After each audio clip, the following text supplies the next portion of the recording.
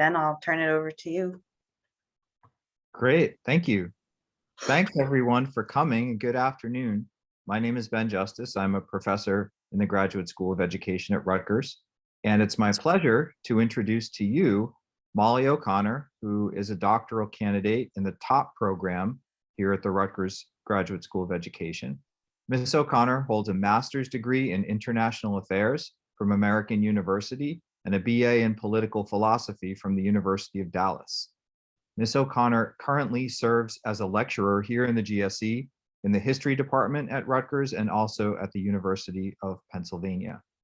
As you'll hear in a moment, her research focuses on the history of American higher education in an international context. Please join me in welcoming Molly O'Connor. Thanks, Ben. Good to see everyone, or see some of you today. I'm here today to talk a little bit about my ongoing dissertation project called Across Oceans and Campuses. And this looks at historically Black college presidents who end up going abroad and traveling in search for alternative democratic ideals abroad. And then how does that play out in their educational vision as leaders in higher education? So we're going to take a small slice of this.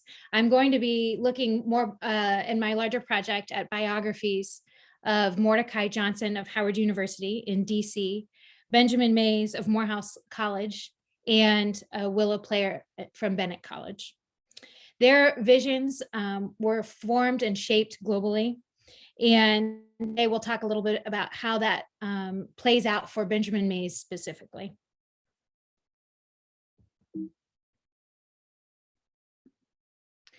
I want to start by talking a little bit more broadly about my research agenda, just a quick note. Ben mentioned my educational background, so I won't talk a lot about that, but in addition to kind of this political and social theory background, international education has been a big part of my education as well. I did research and evaluation with non-governmental organizations in India and throughout Southeast Asia. And then I also participated in the Rutgers South Africa initiative. And through these travels, I kept sort of hearing echoes about how the African-American civil rights movement in the United States had sort of cross-cultural ties and cross-pollination with movements elsewhere. So that kind of really intrigued me and got me started down this road to this dissertation. I want to talk a little bit about one of the things that I do in addition to sort of teaching in multiple kinds of departments is I'm often inspired in interdisciplinary sources. So I want to talk about briefly Ralph Ellison's has a short story collection called Flying Home. And in this collection of short stories, In a Strange Country, written in 1944, talks about an African-American sailor in World War II. And he goes abroad to Europe, and he is seen as and recognized as American for the first time in his life. And there is this political consciousness for him that arises from being identified as American for the first time that can only come about by him being outside of the American context of Jim Crow. So that story sort of embodies the question that guides my academic research and some of my career trajectory, which is looking at who counts as citizen, right? Who do we say is included and who do we say is excluded? So I'll make a note on citizenship in a moment, but the education piece of this comes from an observation of educational historian Hilary Moss. And she applies she makes the observation that our understanding of citizenship is often reflected in our educational opportunities. Who counts, who is afforded academic and educational opportunities, and then who's kind of excluded from the system. And what I like to bring to this is looking at how international ideas and travel and social movements kind of play into this question of who counts as citizenship and where do we get ideas about that? And then where do we see this international strand of thinking in our education? So one of the ways I want to talk about citizenship today is citizenship as belonging and civic identity. And while I think it's important to talk about and consider in other research legal status, to me, that is part of the picture, but not the full picture, right? So I'm not really talking about particular papers of documentation or legality. I'm talking about the ability to be able to shop places, go to certain schools, right? Feel kind of that American identification that Ralph Ellison so beautifully illustrates in his short story. So that's just a little bit about my research agenda. I come to research more broadly Black internationalism in education through these lenses of political, social theory, international affairs, and international education. All right, so I want to start with answering the question, what is Black internationalism? For those of you who are outside of the field of history, or even maybe the subfield of African-American history or diplomatic history, you may not be familiar with this term. So I'm not going to talk about, all of the books you see here, but these are just a few examples. There's a prolific amount of writing on Black internationalism. And this is the idea of African-Americans going abroad in search of political ideas, intellectual ideas, as part of religious movements, arts movements. So you may have heard about radical Black political leaders going to Moscow and being sponsored by communist or other radical political elements. You may know that Paris was a capital of the African diaspora.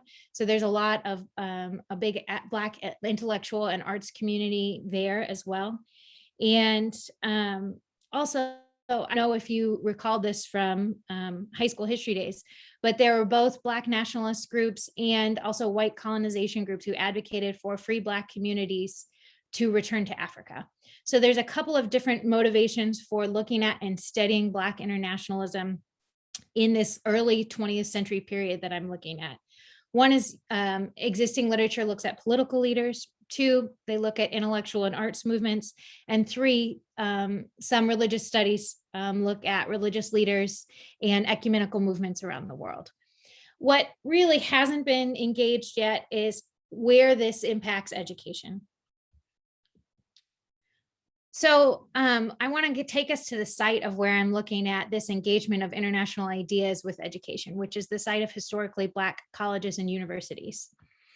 And a couple of pieces in the literature talk about HBCUs as sites of resistance.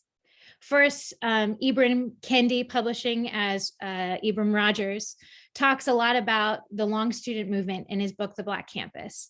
And this is important because he's looking at this early 20th century pre-civil rights student activism on Black campuses. Now, the benefit of this is he chronicles student activism on campus in this early period I'm looking at.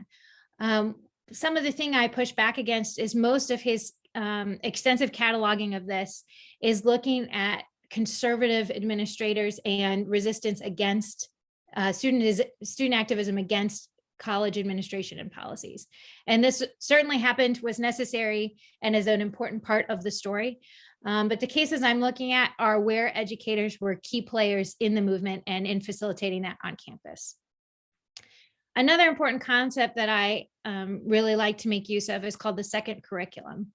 And if you've taken the pro seminar class in our department, you're probably familiar with the concept of the hidden curriculum from Jean Anion and other scholars, where they talk about sort of an implicit curriculum that comes that's sort of beyond the, what kind of math skills we're teaching.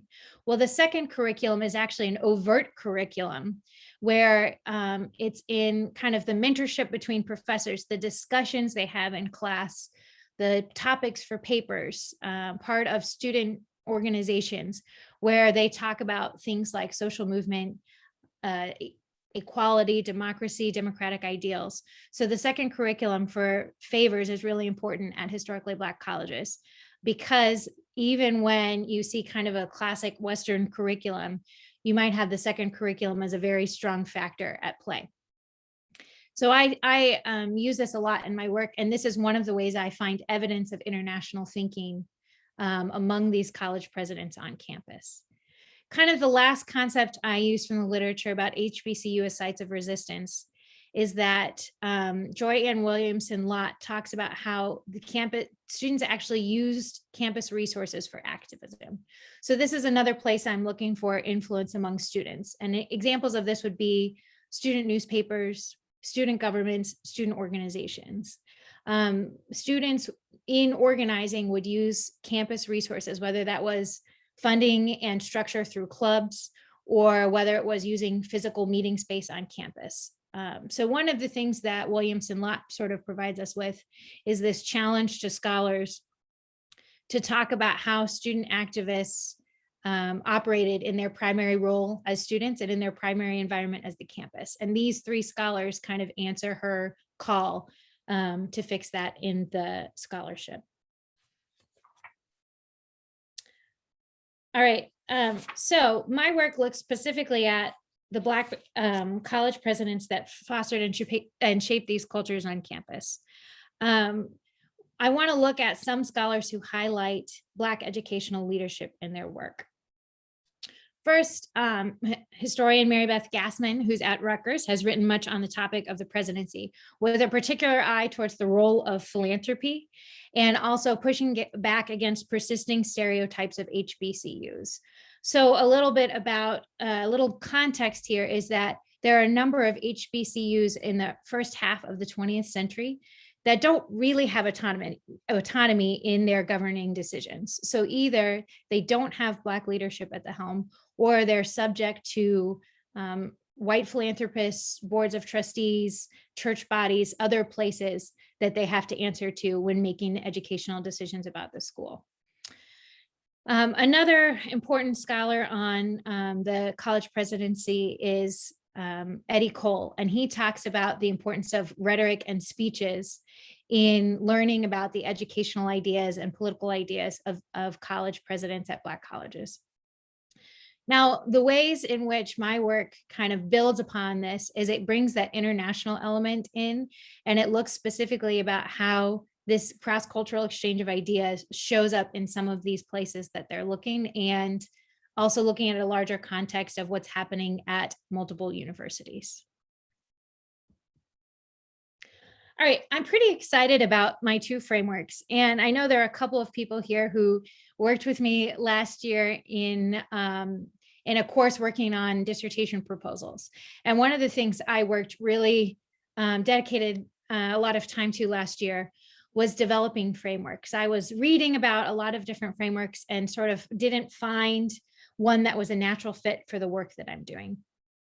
So in the end, I decided that I'm going to utilize two frameworks. One is well established as sort of an African diaspora framework.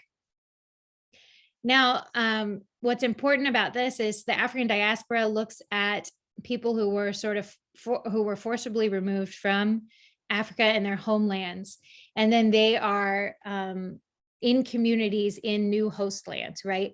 So Africana studies would look at what's going on with other Black communities outside of the United States, right?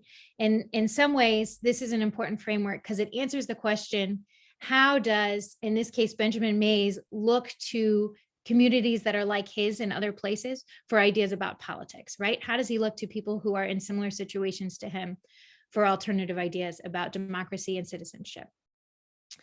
But what this framework and other frameworks that I read about didn't really encompass is, how does someone like Benjamin Mays look to folks that are different than him abroad for ideas about what we could do differently in the United States, or how we could pose resistance and facilitate change?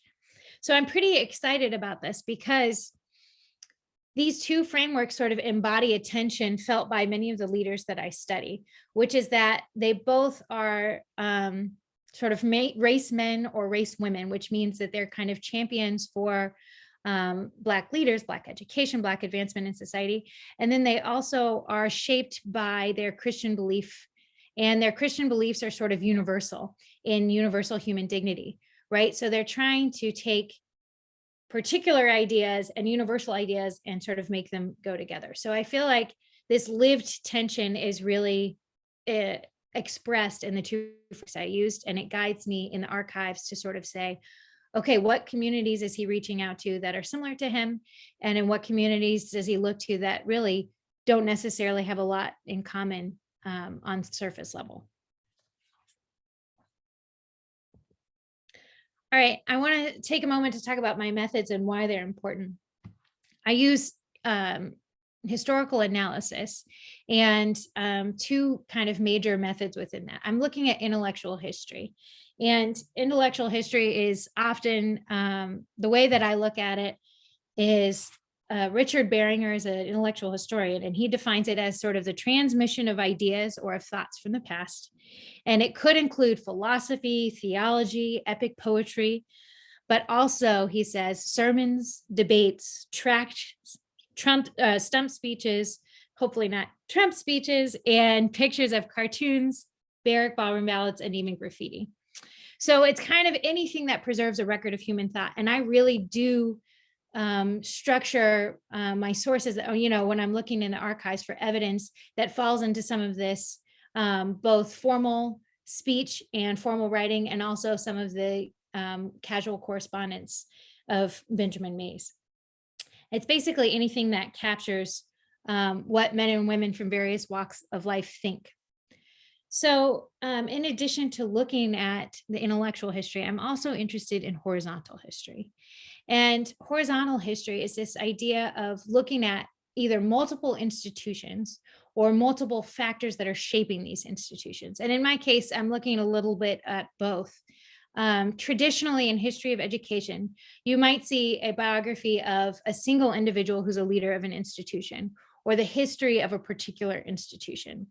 More recently, we've seen historians try to cover across fields in higher education or across institutions, so we get a little bit more of an idea in what context these universities are operating in.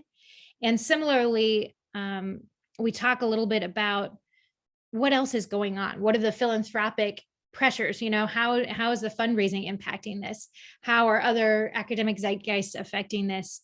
How are religious and social pressures involved in this? So a horizontal history is looking at more than just what kind of curriculum is being delivered on campus into the environment in which these colleges are operating. And this concept comes to us from John Thalen. And I know that Derek Ulrich, who spoke with us a couple of weeks ago, also has written about this concept as well. I examine sermons, public addresses, written correspondence, and I've also looked at more institutional things such as board minutes, fundraising appeals, and kind of official communication under that president's leadership. Now, another important piece of the puzzle looking at horizontal history is what organizations are at play for Benjamin Mays in this case. And so we see the YMCA, the NAACP, the World Council of Churches. We see a lot of correspondence between him and these organizations. He even worked for some of these organizations. And these organizations have reached it all over the country. And then several of them are involved and engaged in international conferences or have international chapters. So that's an important part of the puzzle as well, because there you find mention of specific travels or how they're related to individuals. And that kind of helps us track how ideas come from one place and get to another. All right, so now we're going to do our deep dive into Benjamin Mays. And I'm going to start with sort of a short biography about him and summarize what I argue about Benjamin Mays and how he kind of embodies this idea of Black internationalism in higher education. Mays was born to formerly enslaved parents, and education was difficult to attain for him. He was from a sharecropping and tenant farming family, and this is particularly important because sometimes the stereotype or scholarship of HBCUs discusses them as only available to an elite or small group of individuals within the Black community. And while there's definitely truth to that, some of our best HBCU leaders came out of kind of common origins that we see throughout African-American history. He fought pretty hard to attain secondary and tertiary education, particularly with even trying to convince his own parents that this was important, or his dad. And one of the ways he's kind of afforded this path to education is because he expresses and is interested in the ministry. And this is something that is not really as available to women. So part of my dissertation also looks like at a female college president. And kind of that path to ministry for higher education is not available equally to everyone. So one of the things that's important about his sort of seminary education, and he does go on to get a PhD, is that it kind of imbues him with this sense of religious credibility and authority when he teaches as well.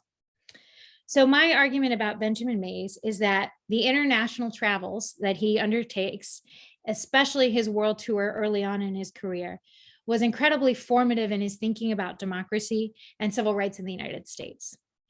My second point is, I think, pretty profound, that as a mentor and educator to many civil rights activists, he profoundly influenced the civil rights movement. And so, you take this set of ideas, we track those, and then we see that he's actually a mentor to a lot of very influential people in the civil rights movement and in their thinking and philosophy about bringing about change and equal rights. The third argument that I make is that he's not only an educational leader on campus, but he has kind of a more public following through his role as a pastor and a public intellectual, in which he's able to teach and reach wider audiences than a traditional educator or administrator might have. So first I'll talk here about his global vision. Here in the slide, you'll see a picture from the Moreland Spingarn archives at Howard University. And Benjamin Mays is having dinner with friends in India in 1953. He ends up going there several times. His world tour is in 1937 when he's working as the dean of the Howard School of Religion. And this is important because he has a colleague, Howard Thurman, who's really into nonviolence and has traveled around the world and is trying to promote and get people to engage in nonviolent philosophy and nonviolent action. So Mays takes this world tour, and part of the, he visits a lot of places, and he represents his YMCA, the YMCA, a former employer of his in India, at a conference. And while he's there, he meets with Gandhi for about 90 minutes, and he asks them some hard questions about, what in Gandhi's words does nonviolent philosophy mean and the nonviolence movement. And he also asked him in kind of challenges and critiques the Indian caste system. But he's trying to figure out and discern whether or not something like nonviolent philosophy and anti-colonial ideas is something that would work and be well utilized in the United States context. As a part of this trip, he also visits lots of other places, including Palestine and the Holy Land and Egypt. And here he's engaging with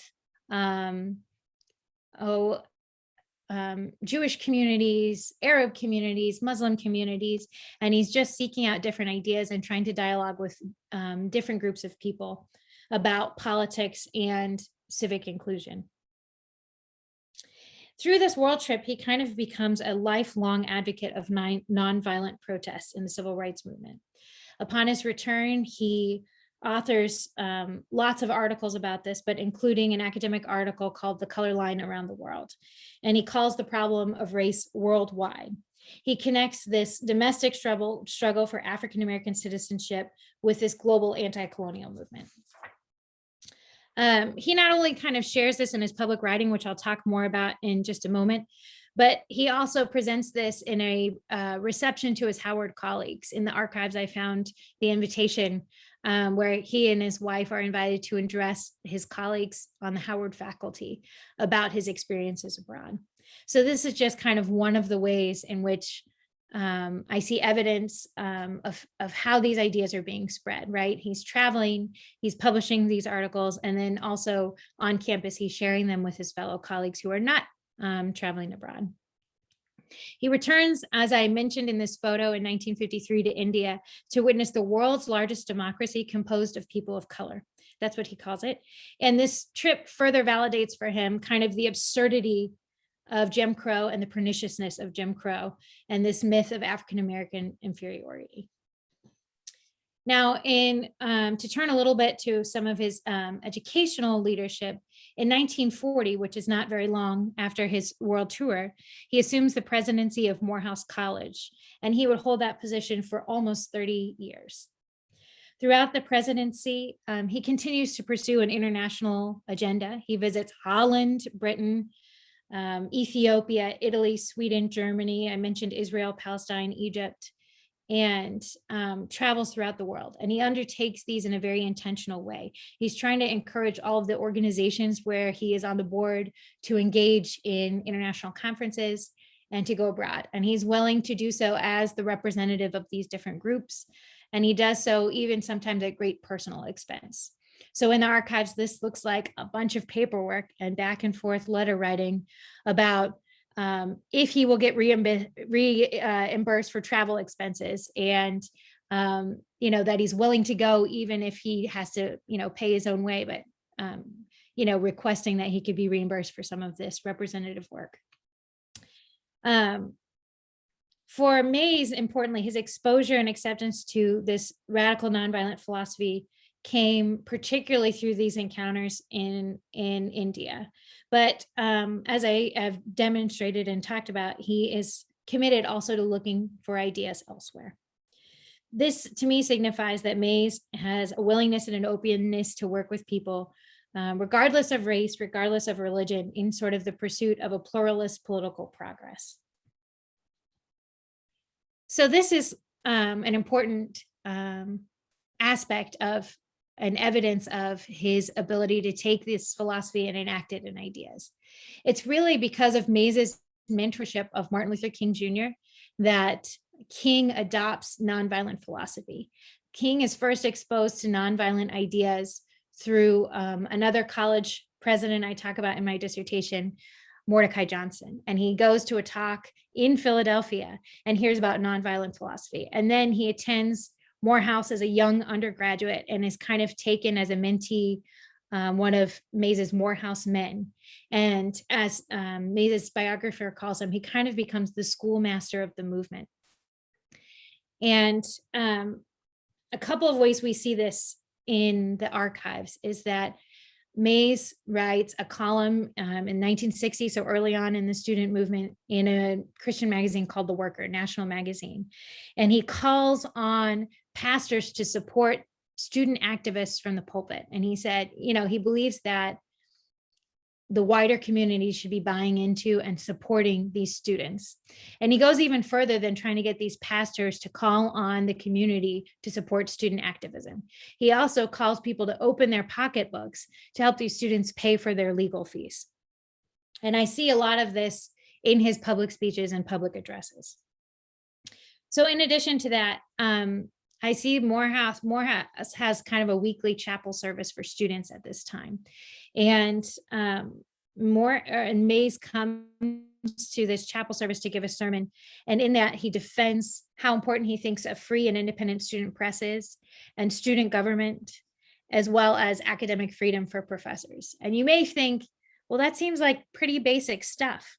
But Kendi, who's literally wrote the book on the student movement, has chronicled the ways in which campuses have revoked student press and student government and constrained academic freedom for professors when they think that students are kind of getting ideas about equality and getting ideas about self-governance. So these very organs on campus are very important for students being able to be activists.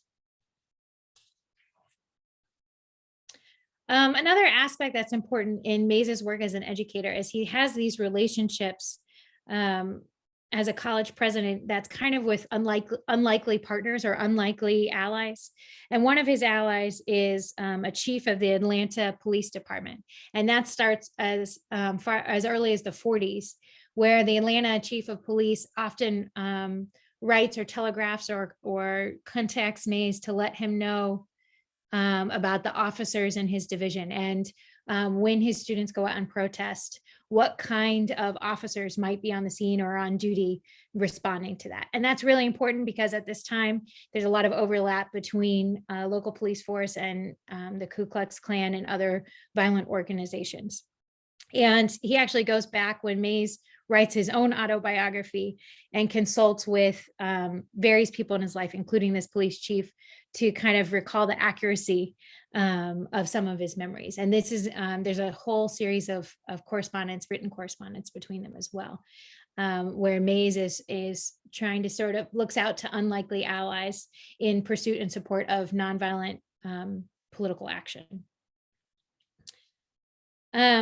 One last thing that's important, particularly about the relationship with Martin Luther King and Benjamin Mays, is that they were such good friends, and there is such violence in the United States, there's such tension at this time, that they both thought that at any moment, either one of them could be assassinated, right? So they had this agreement that whoever passed first would eulogize the other one.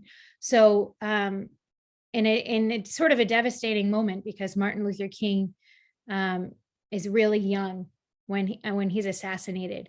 Mays reads and writes this profound eulogy for Martin Luther King.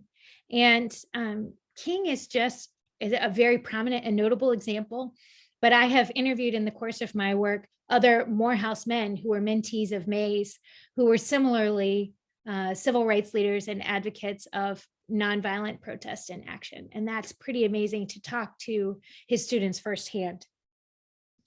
Now, how do I know that this is sort of important to him? Well, first of all, I want to talk about his broader impact beyond campus. I know a lot about Morehouse men. I've talked to some of them. I've been reading memoirs and speeches where I see the ideas that he got and engaged with abroad coming through his mentees. But I also see it, he was a founding member on the board of a group called the Gandhi Society for Human Rights. And this organization had sort of three main purposes. One was to teach nonviolent philosophy as a part of formal coursework on college campuses beyond Morehouse. The second was creating workshops, so part of the informal curriculum that taught nonviolent action and methods of protest. And then kind of the third thing we see with the Gandhi Society for Human Rights is that they create sort of this academic press to publish books on nonviolent philosophy and action. So that's an important connection to how he's working kind of beyond his campus as a teacher to spread the movement. Beyond this, he's also a civic leader, which I think is important. After retiring from Morehouse, he actually leads the school board for the Atlanta Public Schools, and he's involved in the Democratic National Convention and many other national organizations. And he even represents the United States in official capacities abroad sometimes. He's got a regular column at the Chicago Defender and the Pittsburgh Courier, which are nationally known and circulated Black newspapers, where he writes kind of his ideas about what's going on in education and in the civil rights movement. And then I think most importantly, he is still giving speeches about the importance of his world trip and his international travels 40 years after going on his world tour. He's still talking about how influential the nonviolence movement is for him and his work in a speech to High Point College in North Carolina in 1976. This is one of many, but I think it's notable because it kind of comes towards the end of his career, and you still see how much he's engaging and thinking with ideas that he encountered abroad. All right, so that's a little bit about Mays specifically. I want to kind of wrap up a little bit with a note on methods. I've talked a little bit about the different kinds of sources I've used or where I've gotten information along the way to prove my arguments. But I also want to talk about how to do archival research during a pandemic. Just a note. I know that many of you are engaged in research in schools, and this year has been particularly tough for not being able to go into schools and work with students and teachers or observe. And I have also faced challenges as a historian. So if you have never done historical archival work before, you travel to a physical place. For me, it's a lot of university archival libraries, but it could also be a warehouse, a historical organization. I need to get to Greensboro, North Carolina and Atlanta, and I've been to DC several times. So you need to travel, first of all. Then when you get there, you kind of end up either in like a basement or warehouse, right? They take all of your things, they lock them up. You maybe have your computer, or maybe you have a pencil and some note cards, and you have to call up boxes, and someone physically has to bring you boxes and boxes of records. And there are so many paper records from some of these archives that they couldn't possibly digitize them all, right? So what are some strategies that I've been trying to figure out when I can't travel? I can't make one-on-one appointments in person, and I can't physically always read the documents. I'm grateful that I had some foundation in and starting, so I wouldn't have to slow down on my research from before COVID. But these are some strategies I've sort of engaged with heavily in the last year. One is there's a growing appreciation for and initiatives towards digitizing history. So while this is only kind of a small fraction, if you can start here and work with some of the digital sources that are available to you, that's a huge help. I use the YMCA archives at the University of Minnesota because somehow all of the people I look at were engaged with international initiatives with the YMCA, and they have done a lot of work to digitize that. So that's been important. I make big use of online databases looking for things, particularly newspaper archives, to come up with columns and current event articles to support my research. You notice I mentioned a couple of different national publications in my research. Another thing is relationships with archivists. I've been trying to establish those both before the pandemic and during, and that has been really helpful for if I need a specific thing. I know if I can get someone to scan it for me, or if they'll mail it to me, etc. Having personal relationships, and then they're also looking for a way for when it's safe for me to come visit, right? How can we schedule that appointment? We know you're waiting for one. And then I've been using a lot of oral histories and dissertations lately. I just recently have been reading Willa Player's dissertation, who's another college president that I look at. And then other things include developing a theoretical and secondary source base, doing phone interviews with folks like Reverend Bill Howard. And then I've been asking for other historians for advice. And so I look forward to engaging with different historians for how they've navigated this. And I know that some of you have probably come up with creative ways to continue your research during this time as well. So I want to thank you, and just take a moment to see if anyone has questions.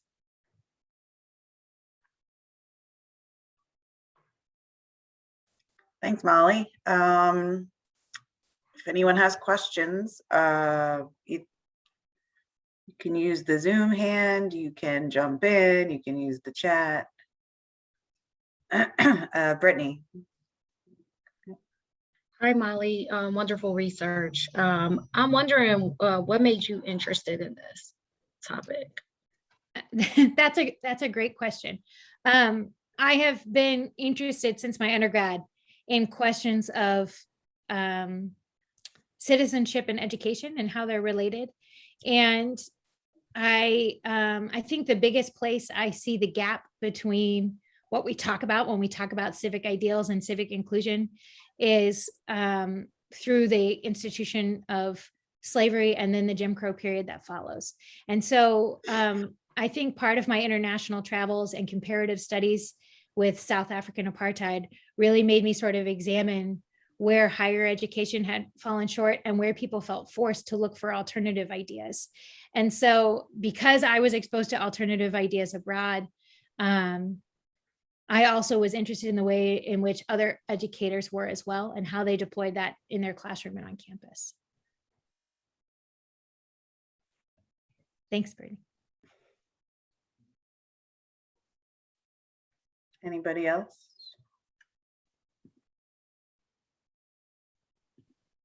Hey, Molly, thank you so much for your presentation. It was really exciting to see, how your work's been going. And I think it was also really helpful to hear some of the ways that you navigated having to readjust the direction of how you would access sources. And I was curious if you've come across any types of information you think having to be in this kind of remote setting now, like were there different documents that you think you discovered that maybe before you wouldn't have come across, or if that changed any directions of your work in that way? Thanks, Rachel. That's a great question, in part because I think it's given me the time for maybe the space for to look a little more at some of the affiliated organizations and networks that that these college presidents belong to. So the YMCA is one of them that kind of kept popping up, and I had like this side post-it note that was like, yeah, you should follow up on this. But I also had kind of main questions that I was trying to get at. And with having so much of that collection online, there's more of that, and I continue to see that. I mean, some of Maze's work, for example, at the YMCA is happening at the YMCA in Palestine, which is one of the only places at the time where Jewish folks and non-Jewish Palestinians were gathering in civic dialogue. And so I'm like, man, there's more here to this space, this educational space of the YMCA than I really gave credence to at first, or, attention to. So that's definitely part of it. And then another thing is incorporating oral histories. A couple of these presidents actually gave more recordings or oral histories that I can get transcripts of. And that's a great kind of in the meantime where I can't access all of their correspondence. There might be some questions in the chat. I can't tell. Oh yeah, okay. So Kristen, how do you, how do you imagine this work informing teaching, either your own or future educators? She would ask aloud, but she has noisy pets. That's okay. I appreciate that question. So far, it's shaped some of the sources I've used in teaching history of education at the GSE. And one of the sort of practical ways, I think the South Africa initiative at the Rutgers GSE had a profound impact and influence on my research, and it introduced me to the Africana Studies department at Rutgers, where I've done a graduate certificate. And I'm hoping to encourage students, especially on my future campus, to study abroad, especially non-traditional students, first-generation college students, to kind of get out of the situation that they're in here and the ways that they're perceived at home, and explore other ideas and other cultures abroad. So I would really like kind of that practical service aspect. And then I also try to bring in what's going on, or what fantastic things that some educators are doing kind of to assist student efforts at activism. And we have two hands up actually. So Ajwa, and then we'll go to Krishma. Thanks, Colleen. Thanks, Molly. That was great. I guess maybe it's almost like a quick question / suggestion. And maybe you mentioned it and I could have missed it, but historical sistren. I feel like a helpful resource for universities, schools, I think, especially since you're looking at intellectual history, are also yearbooks. Because especially for HBCUs, the way that they kind of mark whatever the theme is for that year, there's usually a presidential address in the front of the book. I think those would be like a helpful resource also for you. Then you can also see like who's there, what clubs are they like encouraging people to study abroad, like how is there some internationalism kind of cultivated on the campus. Maybe there's evidence of that in there, maybe there isn't, but I think it's just a helpful resource. So just thank you, I appreciate that. I also, there's a spot that I'm trying to get into, which is some of the work that Black fraternities and sororities are doing on campus as well. So I didn't bring that in today, but that's one of the places I'm looking for what kind of student activities are going on. Okay, I think Krishma. Yeah, thanks so much, Molly. This is great. And it's really exciting to see sort of Black internationalisms engaged with in education. I think, so I have two questions / suggestions or comments. So one, I'm kind of curious to hear, and you kind of mentioned you're situating your work in Black internationalisms, and there's sort of been a long-standing conversation, right, between anti-colonial struggles and theoretical frameworks, including post-colonial theory and Black studies, and that ends up becoming a broad for like sort of that ends up they inform each other quite a bit. So I'm curious to hear a little bit more about how you situate that historically. And then the second question or thought that I have is, so during this time that you're studying where international education is broadening, that part of that is also related to, you know, the US State Department using international education as a way to kind of expand empire. And I'm curious, right? And so programs like the Fulbright and things like that are also created to expand US empire. And so I'm curious to hear if and how you think and engage with that. And then I have a colleague's dissertation that I will send you. She writes on this idea of colored cosmopolitanism and looks at South Asian and African American sort of intellectual history. Okay. I should have taken notes about that because I'm trying to think about where to begin in answering that. The first is, I feel, well, with what I'm looking at, particularly with the educators that are going abroad and sometimes are going abroad as graduate students, I'm not looking at state-sponsored programs right now, but I do know that that's happening sort of in concert and parallel.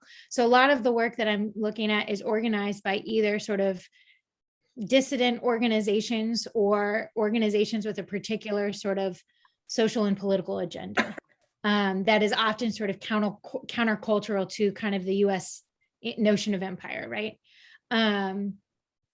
As far as, can you remind me about, you talked about Black internationalism and situating it kind of with the anti-colonial movement? Yeah, I think I'm curious to hear just a bit more about how the project, how you might be, or if you are sort of thinking with, you know, this sort of history of anti-colonial organizing and civil rights leaders were and had been in conversation, right? And there is sort of historical work done on that. Yes. So I guess I'm just curious to hear as to how you're situating that. And then also, you know, like the Third World Liberation Front in the ethnic studies movement, a lot of, you know, these things are also happening simultaneously. And I imagine like those things are kind of, right. So just curious.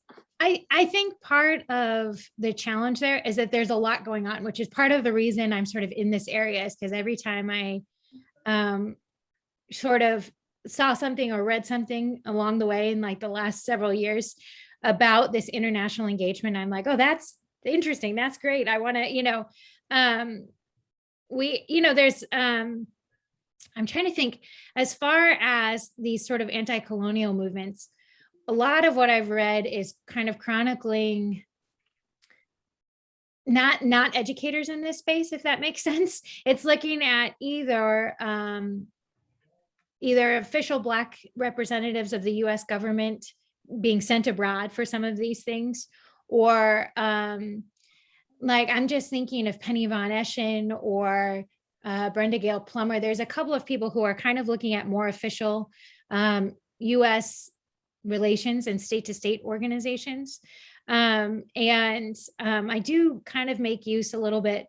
Mary Dudziak kind of situates the US civil rights movement in an international context, where she kind of says things like the integration of Little Rock Central High School were part of this larger international agenda of decolonization happening in Africa, and countries sort of saying, do we want to be more like the United States or more like Russia, or who are we accepting aid from in independence? And that it's not like a great marketing campaign to say, guess what? You want to be a democracy, a capitalist democracy, but like we've got Jim Crow happening, right? And yeah, I'm more interested sort of in what these kind of international and social organizations are doing than what's happening at the official government level. But that's mostly what I've read so far about Black engagement is from diplomatic history or African-American diplomatic history. So I guess I'm trying to focus more on how educators are kind of engaging with this and kind of pushing back. And I would appreciate the dissertation too. So I think I saw somebody else with a hand up. I don't know if Brittany had another question. Brittany had her hand up, but she put hers in the chat. So she Okay. was wondering if you've run into resistance with sources. Have participants, interviewees been excited to tell their stories, hesitant, and same with historic societies and HBCUs? So that's a great question. I mentioned Reverend Bill Howard, and he was very excited to talk to me. He's been involved with Rutgers, I believe, on the board of governors previously, and is a big Rutgers fan and good friends with Dick McCormick, who's on my dissertation committee. And so he was happy to share. The challenge for me in that space is that I didn't originally set out to do oral histories, even though I like to do oral history. And so I was sort of calling him for an exploratory call, and it turned into this hour-long session where he's telling me all of these great things about Mays and his work as a mentor and his international thinking and nonviolence and civil rights. And so I haven't quite figured out how that piece of the puzzle fits in yet. And then as far as encountering resistance, I've actually noticed with archives, they really do want to know first, like, who are you and what is your project about? And what are you kind of hoping to do with this, right? And I think part of it is like a healthy skepticism of how are our archives going to be used, right? In a way, like even something like the nonviolence movement was weaponized, right? It was very dangerous for the folks that I'm looking at to be engaging so publicly in this. Like, we can talk about it as if they're public intellectuals and going around and sharing their ideas at a brown bag lunch on campus or something. But there's actually like a very dangerous element to what they're doing. I mean, the act of education is political, and especially so with high risk for these educators and these students at HBCUs. So yeah, I think I still see some of that when I encounter the archives. And I think that's part of relationships with the archivists. I think that's an important part of building up archives. And then also if you're chatting with them in the morning when you go in during non-pandemic times about what you're looking at today, they might say, oh, you know what, there's another box or another collection that engages with some of the questions you're looking at that might be helpful. And those are things you don't find out if you don't have a relationship with them, or they're not really sure about what your motives are for being there.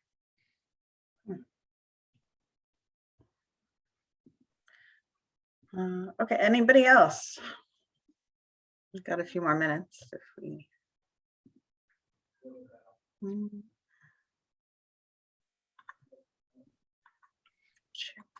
Checking. All right, I'm getting silent, so I think we're Okay. I think we're set. You've got some applause coming via Zoom. So thank you very much, Molly. We wish you luck with as you continue during the pandemic. Thank you. Hopefully things will return to normal soon. Okay, thanks everyone for joining. We'll be back next week. Thank you, everyone.